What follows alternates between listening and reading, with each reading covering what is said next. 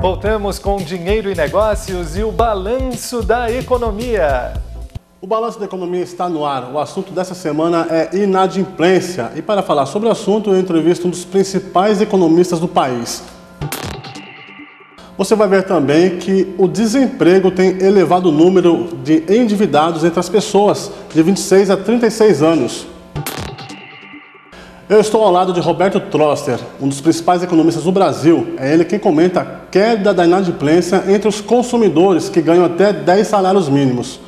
Roberto, obrigado pela sua presença aqui no Balanço da Economia. Obrigado pelo convite. Imagina. Roberto, então quer dizer que os consumidores que estão ganhando até 10 salários mínimos aqui no país estão segurando, puxando o freio na hora de gastar, é isso? Um pouquinho o momento de incerteza faz isso. Quer dizer, na dúvida, a melhor solução é sempre puxar o freio de mão. Venda de automóveis, por exemplo, caiu mais de 20%, vendas do comércio foram as que mais caíram, quer dizer, está todo mundo um pouco em cima do muro. Segundo, você teve um aperto nas condições de crédito, mais difíceis as concessões, então a oferta também diminui. Então diminui a oferta e diminui a demanda de crédito. Entendi. Essa queda, né, Roberto, que você acabou de comentar, de oferta de crédito no mercado, é alguma consequência da crise econômica que está acontecendo lá fora? É consequência do clima de incerteza. Quer dizer, o mais razoável, quando ninguém sabe o que fazer, é não fazer nada, é ficar parado. Você não sabe quão forte vai ser a crise lá fora.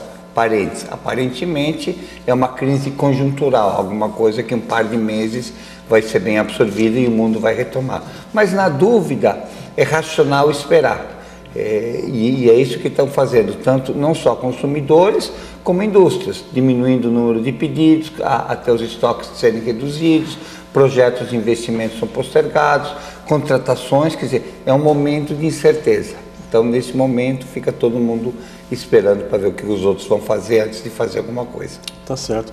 Roberto, tem uma pesquisa da Associação Comercial de São Paulo, né, foi divulgada essa semana, que mostra que os consumidores de 26 a 35 anos, né, estão mais inadimplentes, estão mais enrolados aí na hora de pagar as dívidas, né? A pesquisa diz que isso é por conta do desemprego. Gostaria que você comentasse isso um pouquinho, mas antes da gente ouvir a sua resposta, vamos assistir um VT, né, que a nossa reportagem produziu sobre o endividamento dos consumidores com idades entre 26 e 35 anos. Pessoas com idade entre 26 e 35 anos são as que mais ocupam o topo da lista de inadimplência, segundo estudo realizado pela Associação Comercial de São Paulo e pela Boa Vista Serviços. Há um ano, 59% dos devedores pertenciam a esta faixa etária, mas atualmente eles representam 67% dos inadimplentes. Mais da metade dos entrevistados apontou o desemprego como o principal motivo para as dívidas não pagas. Porém, um número maior ainda afirmou que pretende quitar os débitos nos próximos 30 dias, eliminando gastos desnecessários. Roberto, gostaria que o senhor acabou de assistir esse VT, não é? Sobre o endividamento dos consumidores nessa faixa etária de idade, que é de 26 a 35 anos. Por que isso está acontecendo, Roberto? Bom, são duas coisas. Primeiro, normalmente o desemprego, todo mundo fala, alguém é velho para desempregar, mas normalmente o maior desemprego são entre os mais jovens. Por quê? Primeiro, eles têm menos experiência. Segundo, alguém mais velho sabe se empregar, tem mais condições de correr atrás de uma ocupação, alguma coisa. Então, desemprego nessa classe de renda maior. Terceiro, muitos deles ainda vivem com os pais, então não tem tantas responsabilidades nesse sentido. E quarto, né, às vezes uma educação financeira mais limitada.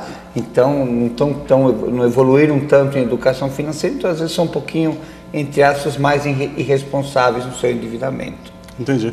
Roberto, eu estava conversando semana passada com uma holandesa que estava aqui no Brasil em férias, né?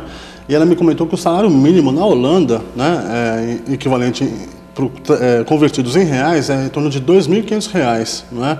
O senhor acha que o salário mínimo aqui no Brasil ainda contribui para que o brasileiro se endivide ainda mais por conta do tamanho do salário e o custo de vida no Brasil? Eu acho que, assim, não é só uma questão de salário mínimo absoluto, é relativo. Quer dizer, o nível de renda no Brasil é mais baixo que lá e você tem uma concentração de renda aqui muito maior. Quer dizer, você tem algumas pessoas que ganham proporcionalmente muito mais do que outras. Então, isso piora um pouco. Segundo, você está tendo inflação. O que a inflação faz? Quer dizer, todo mundo olha como aumentam os preços. Uma outra forma de olhar a inflação é que diminui a quantidade de coisas que você pode comprar. Imagina que você só tomasse cafezinho.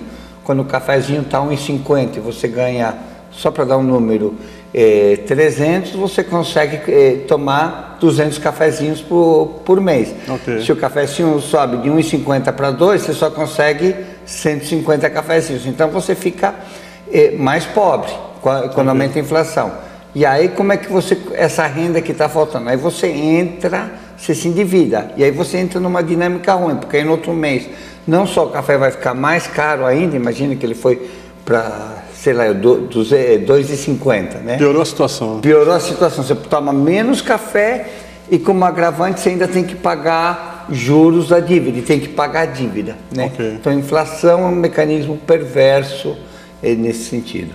Então o ministro Guido Mantega, né, ele afirmou essa semana que o Brasil está numa situação confortável, né, a economia brasileira está numa situação confortável, só que, no entanto, ele pondera e diz que uma possível crise na China, não é, poderia trazer problemas para a nossa economia, não é, porque a China é o maior parceiro comercial do Brasil, não é, o governo brasileiro, a produção brasileira é bastante exportada para os chineses, né, os chineses compram bastante do Brasil.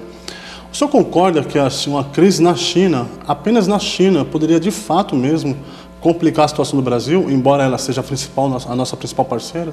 Antes de continuar, Roberto, vamos ouvir o que o ministro da Fazenda, Guido Mantega, afirmou essa semana sobre o temor do governo brasileiro em relação a uma crise na China.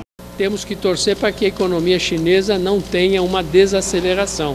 Essa é a preocupação, porque aí sim nos afeta, porque nós temos nosso maior parceiro comercial hoje é a China, nós exportamos para a China, né? Então, e ela exporta muito manufaturado, então ela está diminuindo as exportações dela. O nosso temor é que isso de fato acabe comprometendo o comércio entre países emergentes que se mantém num patamar elevado. Hoje no mundo, quer dizer, o grande motor do mundo é a China, é o país que está crescendo mais, não só porque a gente exporta, 25% de tudo que a gente exporta é para a China, como também outros países que importam do Brasil, exportam para a China. Então a China é o motor mundial, está crescendo umas taxas de 9%, deve continuar. O que é uma crise na China? Sabe, se eles em vez de crescerem 9%, crescerem 7%, diminui um pouco, mas não afeta. Okay. Agora, eu acho que a gente tem que, como Brasil, a gente tem que olhar menos para fora e ver aqui dentro o que pode ser feito para o Brasil ter uma dinâmica interna própria, como a China tem. A China não depende da Europa, dos Estados Unidos, do Brasil para crescer. Por que o resto depende? Quer dizer, então temos que criar uma interdependência mais forte com esses países. Quais seriam os valores, aliás, falando sobre cenário internacional, não é?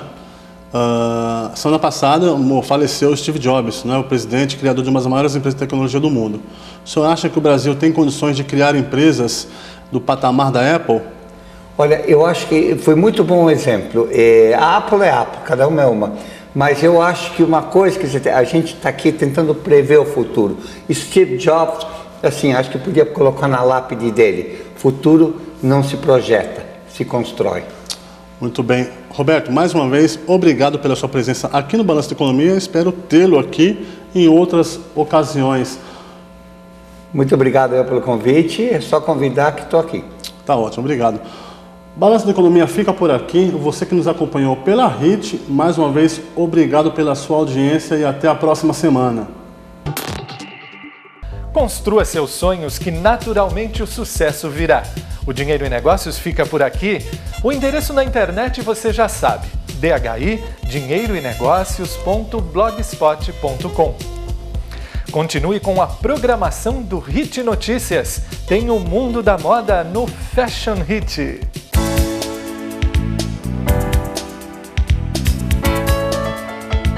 Tem o HIT Esportes de segunda a sexta.